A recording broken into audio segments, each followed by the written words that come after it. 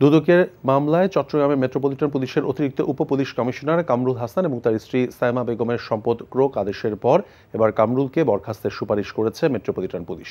চট্টগ্রাম আদালতে প্রসিকিউশনের দায়িত্ব পালনের সময় আসামিদের মধ্যাহ্নভোজের বিল 13,31,000 টাকা অপব্যবহার করায় তাকে বরখাস্তের সুপারিশ করা হয়েছে।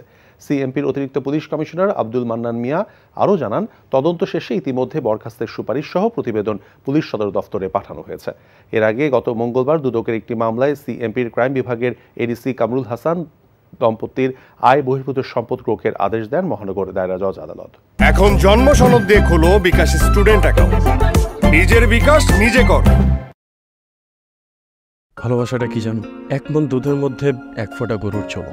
এই 1 ফোঁটা গরুর চোনা যেমন 1 মণ দুধকে নষ্ট করে দেয়, ঠিক সেরকম ভাবে প্রেম ভালোবাসাটা তোমার ক্যারিয়ারটাকে একদম নষ্ট করে দেয়।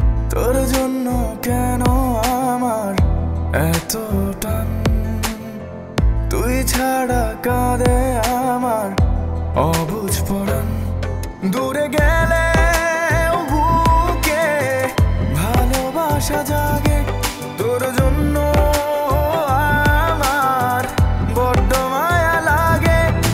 তুমি আমার কাছে টাকা চাইতেছো, সেরকম আমারও তোমার কাছে একটা চাওয়া আছে। স্যার ইভেন এটাও বলছে যে আপনি নাকি পড়াশোনা ভালো মতো শেখান না।